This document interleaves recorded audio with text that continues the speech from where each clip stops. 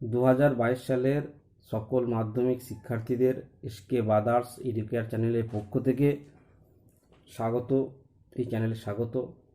আমি মূলত এই চ্যানেলে আলোচনা করব মাধ্যমিক জীবন বিজ্ঞানের শেষ মুহূর্তের লাইফ সায়েন্স বা জীবন বিজ্ঞান সাজেশন সম্পর্কে। আশা করি যেসব শিক্ষার্থীরা বা শিক্ষা বন্ধুরা, আমার ভাই বোনেরা এখনও পর্যন্ত সিলেবাসটাকে, গোটা বইটাকে কভার করতে পারোনি, তাদের বলবো তোমরা আমার এই সাজেশনগুলো ভালো করে বাড়িতে ভিডিওটা দেখে ভালো করে মুখস্থ করো, প্র্যাকটিস করো। আশা করি এখান থেকে 100% 90% কমন পেয়ে যাবে। আর যে ছবিগুলো আমি লাইভ সায়েন্সে দিয়েছি, ওই ছবিগুলো বারে বারে প্র্যাকটিস করো, কারণ ওইখানে দুটো ছবি অবশ্যই কমন পেয়ে যাবে। আর যারা বলবো অন্যান্য সাবজেক্টেও দুর্বল আছো, আমার এসকে ব্রাদার্স এডুকেয়ার চ্যানেলে মাধ্যমিক সাজেশান দিয়ে সার্চ করলেই অন্যান্য সাবজেক্টের ভিডিওগুলো পেয়ে যাবে। এই সাজেশনগুলো তোমরা কালেক্ট করে নিও। আর চ্যানেলটিকে সাবস্ক্রাইব করো, লাইক করো, বন্ধুদের কাছে শেয়ার করো। যারা পড়াশোনা এখন পিছিয়ে আছে, তারাও যাতে মাধ্যমিকে উত্তীর্ণ হতে পারে, তোমরা একটু দেখো। তাহলে আমরা জানি, সকলেই জানি যে কোভিডের কারণে আমাদের জীবনবিজ্ঞান বা লাইফ সায়েন্সের যে 5টা অধ্যায় ছিল, তা পশ্চিমবঙ্গ মধ্যশিক্ষা পর্ষদ কমিয়ে 3টি করে দিয়েছে। মানে প্রথম অধ্যায় জীবজগতের নিয়ন্ত্রণ ও সমন্বয়, দ্বিতীয় অধ্যায় জীবনের প্রবাহমানতা, আর তৃতীয় অধ্যায় হচ্ছে বংশগতি ও কয়েকটি সাধারণ জিনগত রোগ। এই 3টে চ্যাপ্টার আমাদেরকে পড়তে হবে। আমি যে সাজেশন দেবো, এই 3টে চ্যাপ্টারই সাজেশন দেবো। তোমরা ভিডিওটি ভালো করে দেখবে। বুঝতে অসুবিধা হলে বারে বারে দেখে খাতায় লিখে নিয়ে সেগুলো ঘরে প্র্যাকটিস করো। আশা করি এর মধ্যে 2 নম্বর, 3 নম্বর এবং 5 নম্বরে সকল প্রশ্ন কমন এসে যাবে। আর আমি ভিডিওতে প্রশ্ন দেওয়ার সময় বলে দেবো যে কোনটা কত নম্বরে। তোমরা একটু কেয়ারলি লক্ষ্য রেখো যে আমি কি বলছি। আমার কথাগুলো ভালো করে মন দিয়ে শুনবে এবং খাতায় নোট করে নেবে। তাহলে আজকে আমি প্রথম যে প্রশ্নটা বলবো সেটা হচ্ছে প্রথম চ্যাপ্টার, মানে জীবজগতের নিয়ন্ত্রণ ও সমন্বয়। এর থেকে বলছি এই চ্যাপ্টার প্রশ্ন, যেগুলো খুব ভালো প্রশ্ন, যেগুলো এবার মাধ্যমিক আসার সম্ভাবনা খুব বেশি, সেগুলো তোমরা লেখো। আর একটা কথা বলে দিচ্ছি, যারা আমার চ্যানেল সাবস্ক্রাইব করে নাও। আর আমার চ্যানেলে সাবস্ক্রাইব করার পর মাধ্যমিক সাজেশন দিয়ে সার্চ করলেই তোমরা আমার অন্যান্য ভিডিওগুলো পেয়ে যাবে। ওটা দেখে নিও। তাহলে প্রথম প্রশ্ন তোমরা যেটা লিখবে, 2 নম্বরে একটা প্রশ্ন লেখো। প্রথম যে প্রশ্ন, আমি 2 নম্বরে প্রথম প্রশ্ন বলছি, সেটা হচ্ছে সিএসএফ এর অবস্থান লেখো। ওর সঙ্গে লেখো মেনিনজেস কি, ওইটুকু লেখো। দুটো প্রশ্ন, সিএসএফ ও মেনিনজেসের অবস্থান লেখো এবং মেনিনজেস কি, এটা 2 নম্বরে আসবে। তারপরে পার্থক্য লেখো, স্নায়ুতন্ত্র ও হরমোনের পার্থক্য। স্নায়ুতন্ত্র ও হরমোনের পার্থক্য। তারপরে পার্থক্য লেখো চলন ও গমন। পার্থক্য লেখো চলন ও গমন। তারপর লেখো ট্যাকটিক চলন ও ন্যাস্টিক চলন। ট্যাকটিক চলন ও ন্যাস্টিক চলন। তারপরে পার্থক্য লেখো প্রাণী হরমোন এবং উদ্ভিদ হরমোনের পার্থক্য। প্রাণী হরমোন এবং উদ্ভিদ হরমোনের পার্থক্য। তারপরে 2 নম্বরে একটা প্রশ্ন লেখো, ক্যাটারেক্ট বা ছানি কাটা বলতে কী বোঝো। এটা 2 নম্বর আসবে। ক্যাটারাক্ট বা ছানি পড়া বলতে কী বোঝো। এবার বলে দিই, যে পার্থক্যগুলো বললাম, এটা 2 নম্বরে তোমরা 4টে পার্থক্য লিখলেই, 4টে করে লিখলেই যথেষ্ট। তারপরে 2 নম্বরে প্রশ্ন লেখো, 2টি অন্তঃক্ষরা গ্রন্থির নাম লেখো এবং ওই গ্রন্থি থেকে কোন হরমোন নিঃসৃত হয় সেগুলো উল্লেখ করো। 2টি অন্তঃক্ষরা গ্রন্থির নাম লেখো এবং ওই গ্রন্থি থেকে কোন কোন হরমোন নিঃসৃত হয় তা দুটির নাম উল্লেখ করো। 2 নম্বর প্রশ্ন হলো। তারপরে প্রশ্ন লেখো, উদ্ভিদের চলন কত প্রকার ও কি কি। উদ্ভিদের চলন কত প্রকার ও কি কি, উদাহরণ সহযোগে আলোচনা করো। এটা 5 নম্বরে আসবে। তারপরে প্রশ্ন হচ্ছে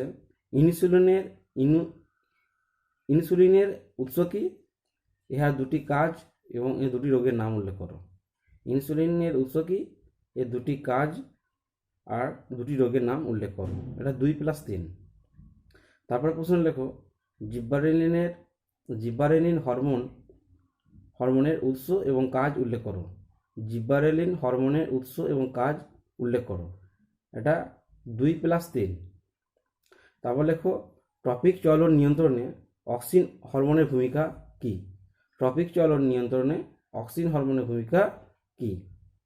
ওর সঙ্গে লেখো, অক্সিন হরমোনের কাজ উল্লেখ করো। এটা 3+2। তারপর লেখো, থাইরক্সিনের দুটি কাজ উল্লেখ করো। থাইরক্সিনের দুটি কাজ উল্লেখ করো। এটা 2 নম্বর প্রশ্ন। তারপরে 2 নম্বরের প্রশ্ন লেখো, স্নায়ুগ্রন্থি বা নার্ভ গ্যাংলিন কি? এর কাজ উল্লেখ করো। আবার বলছি, স্নায়ুগ্রন্থি বা নার্ভ গ্যাংলিন কি? এর কাজ উল্লেখ করো। এটা 2+3। তারপর লেখো, মেনিনজেস কি? এর কাজ উল্লেখ করো। মেনিনজেস কি? এর কাজ উল্লেখ করো। তারপরে লেখো, হরমোনের 3টি বৈশিষ্ট্য লেখো। এটা 3 নম্বর আসবে। হরমোনের 3টি বৈশিষ্ট্য লেখো। তারপর লেখো, হরমোনের 3টি কাজ উল্লেখ করো। এটাও 3 নম্বরের। হরমোনের 3টি কাজ উল্লেখ করো। তারপরে পার্থক্য লেখো 3 নম্বরের, অ্যাকশন এবং ডেনড্রনের পার্থক্য। অ্যাকশন এবং ডেনড্রনের পার্থক্য। তারপরে 2 নম্বরের প্রশ্ন লেখো, নিউরনের 2টি কাজ উল্লেখ করো। নিউরনের 2টি কাজ উল্লেখ করো। তারপর লেখো, উদ্ভিদের বৃদ্ধি নিয়ন্ত্রণে অক্সিন হরমোনের ভূমিকা কী? এটা তোমরা 2 নম্বরে করে নেবে। উদ্ভিদের বৃদ্ধি নিয়ন্ত্রণে অক্সিন হরমোনের ভূমিকা কী?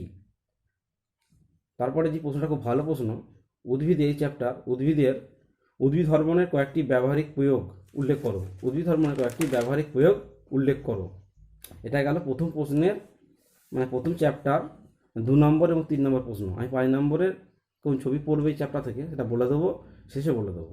তারপর 2 নম্বর চ্যাপ্টার যে প্রশ্নগুলো দিচ্ছি সেটা হচ্ছে জীবের প্রভাবমানতা চ্যাপ্টার, 2 নম্বর চ্যাপ্টার প্রশ্ন। সেটা হচ্ছে যে জনুক্রম কি? এটা 2 নম্বর আসবে। জনুক্রম কি? চিত্রসহ ফার্ন গাছের বা ফার্নের জনুক্রম বর্ণনা করো। এটা খুব ভালো প্রশ্ন, 5 নম্বর আসবে। 2+3। তারপর লেখো, মাইটোসিস কাকে বলে? মাইটোসিস কাকে বলে? এটা 2 নম্বরে। ওর সঙ্গে লেখো, মাইটোসিস কোষ বিভাজনে প্রোফেজ, মেটাফেজ ও অ্যানাফেজ দশার বর্ণনা বৈশিষ্ট্যগুলি লেখো। মাইটোসিস কোষ বিভাজনে প্রোফেজ, মেটাফেজ ও অ্যানাফেজ দশার বৈশিষ্ট্যগুলি উল্লেখ করো। তারপরে লেখো, অযৌন জননের সুবিধা ও অসুবিধাগুলি কী কী? অযৌন জননের সুবিধা ও অসুবিধাগুলি কী কী? এটা 3 নম্বরের প্রশ্ন। তারপর লেখো, সেন্টোসমিয়ার কাকে বলে? সেন্টোসমিয়ার কাকে বলে? আর ওর সঙ্গে লেখা, এটা 2 নম্বরে।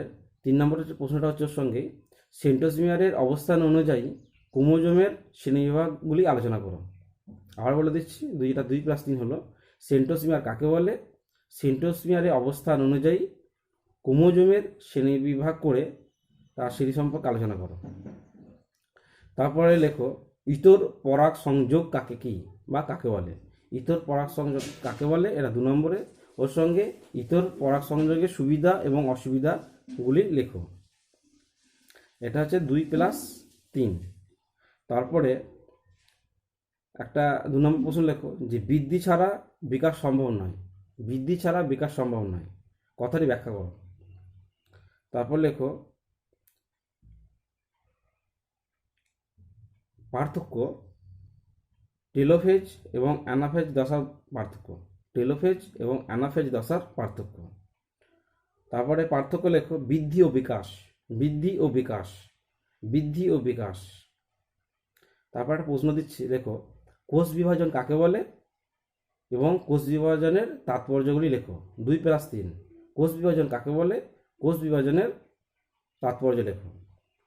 তারপরে ওর সঙ্গে কিছু 2 নম্বর প্রশ্ন দিচ্ছি, সেগুলো লেখো। পার্থক্য আরএনএ ও ডিএনএর পার্থক্য লেখো। আরএনএ এবং ডিএনএর পার্থক্য লেখো। তারপর লেখো, পার্থেনোজেনেসিস কি? এটা 2 নম্বর প্রশ্ন। পার্থেনোজেনেসিস কি? তারপর লেখো, পরাগ সংযোগ কি? পরাগ সংযোগ কি? তারপর লেখো পার্থক্য, উদ্ভিদ এবং প্রাণী কোষের পার্থক্য, উদ্ভিদ কোষ এবং প্রাণী কোষের পার্থক্য। তারপর লেখো অ্যামাইটোসিস কাকে বলে? এটা 2 নম্বরে উদাহরণ সহজে আলোচনা করো, অ্যামাইটোসিস কাকে বলে। তারপর লেখো নিষেক কাকে বলে? নিষেক কাকে বলে? নিষেক কাকে বলে? এটা গেল আমাদের 2 নম্বর চ্যাপ্টার প্রশ্ন।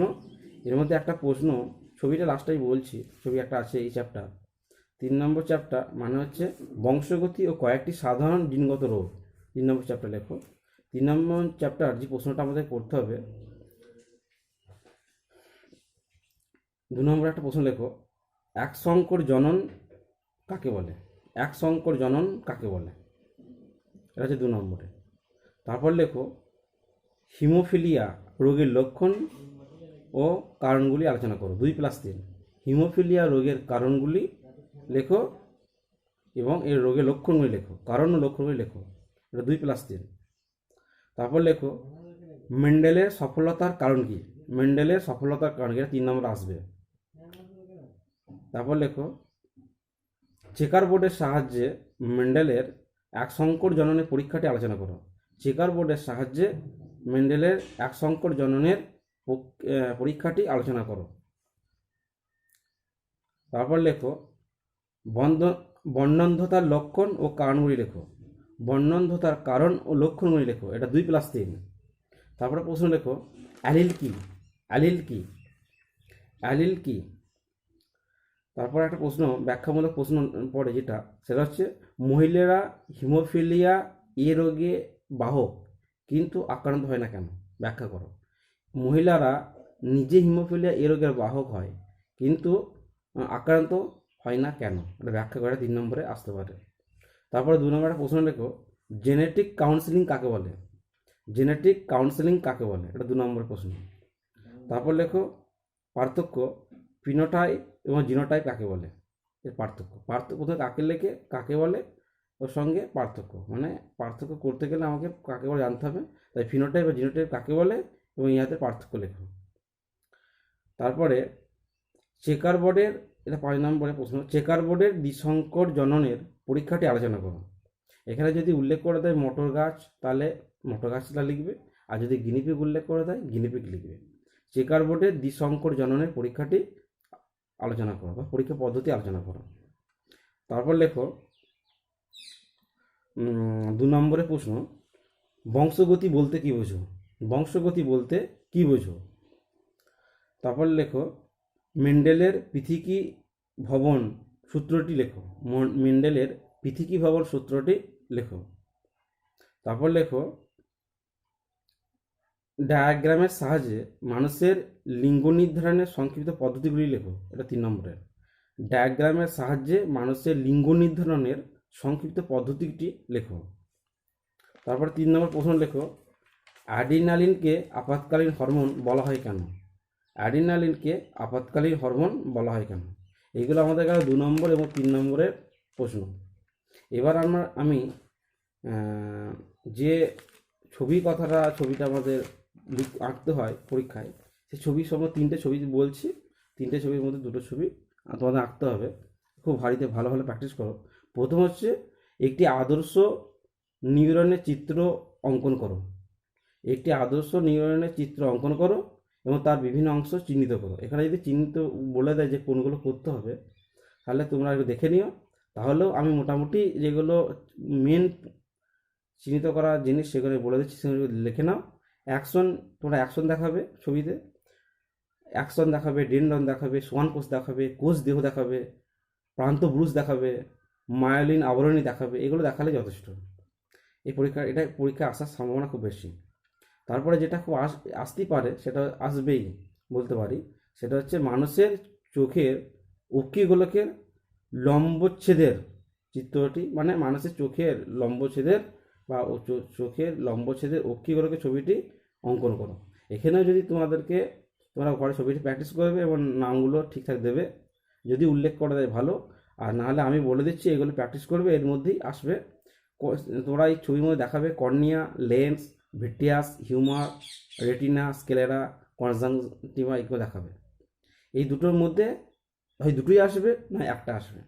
আর একটা ছবি, দ্বিতীয় চ্যাপ্টার থেকে একটা ছবি আসার সম্ভাবনা আছে, সেটা হচ্ছে একটি আদর্শ ক্রোমোজোমের চিত্র অঙ্কন করো। একটি আদর্শ ক্রোমোজোমের চিত্র অঙ্কন করো। এই তিনটে ছবি দেখবে, তিনটে ছবি খুব বাড়িতে ভালো ভালো প্র্যাকটিস করবে, নামকরণ করার চেষ্টা করবে, নামকরণ করবে, নাম ঠিকঠাক দেবে। আর তার সঙ্গে যদি তিনটে ছবি তোমাদের মুখস্থ হয়ে যায়, আর একটা ছবি দেখে নিতে যদি রিস্ক না নিতে চাও, সেটা হচ্ছে প্রতিবর্ত চাপের চিত্র অঙ্কন করো। প্রতিবর্ত চাপের চিত্র অঙ্কন করো। তোমরা এখানে যেটা দেখাবে, সুষুম্না কাণ্ড দেখাতে পারো, চেস্টীয় স্নায়ু দেখাতে পারো, গ্রাহক সংজ্ঞাবহ স্নায়ু, এগুলো দেখাবে, তাহলেই হবে। এই হচ্ছে আমার জীবনবিজ্ঞান বা লাইফ সায়েন্সের সাজেশন।